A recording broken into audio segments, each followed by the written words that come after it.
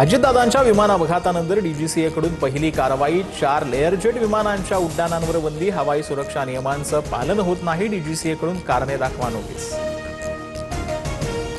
आपल्या लढ्याला यश येत असलं तरी ते नका एवढं अजून बरंच काही समोर यायचं बाकी आहे। डीजीसीएच्या VSR कंपनीच्या कारवाईवरती रोहित पवारांचे ट्विट।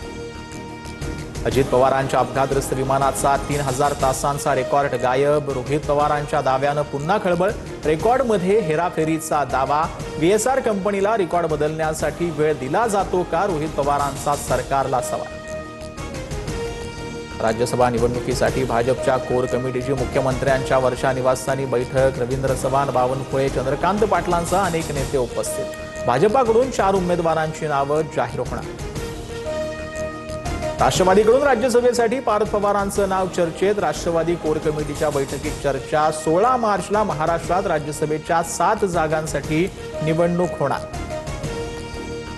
राज्यसभेसाठी महाविकास आघाडीचा मास्टर स्ट्रोक। शरद पवार पुन्हा एकदा मैदानात। राज्यसभेच्या एका जागेसाठी शरद पवारांसह मवियाचे उमेदवार।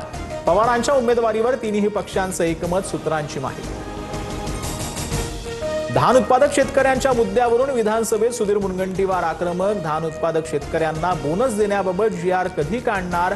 चर्चा मंथन। बैठकांमध्येच वेळ घालवणार का? मुनगंटीवारांनी आपल्या सरकारला सुनावलं।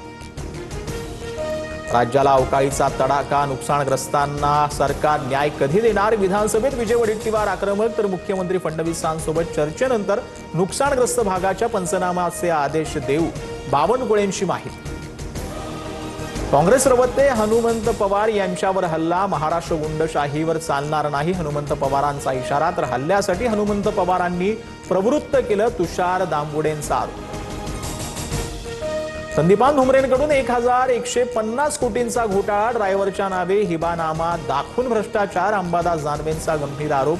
तर संदीपान भुमरेंनी आरोप फेटाळलेत। आमदार विलास भुमरेंसह ड्रायव्हरकडूनही दानवेंना नुकसानीचा दावा ठोकण्याचा इशारा। मुंबई महानगरपालिकेचा उद्या पहिला अर्थसंकल्प सादर होणार। प्रशासक राज्यानंतरचा आता हा पहिला अर्थसंकल्प असणार। यंदा अर्थसंकल्प 80,000 कोटींच्या घरात पोहोचण्याचा अंदाज।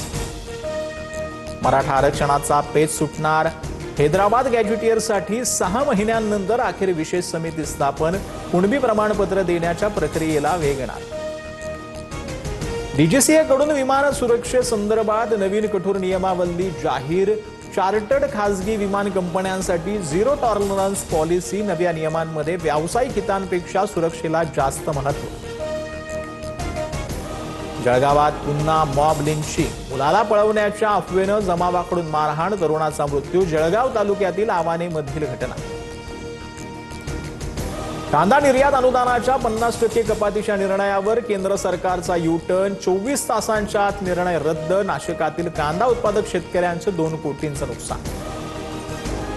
विदर्भ आणि मराठवाड्याला अवकाळीचा तडाखा। परभणी, हिंगोली, नांदेड, इंदापुरात उभी पिकं आडवी। अनेक गावांना गारपिटीचा फटका। बळीराजा पुन्हा संकटात। माओवाद्यांचा सर्वोच्च कमांडर देवजीचं आत्मसमर्पण। 42 वर्ष 5 राज्यात दहशत पसरवणारा देवजी अखेर तेलंगणा पोलिसांसमोर शरण।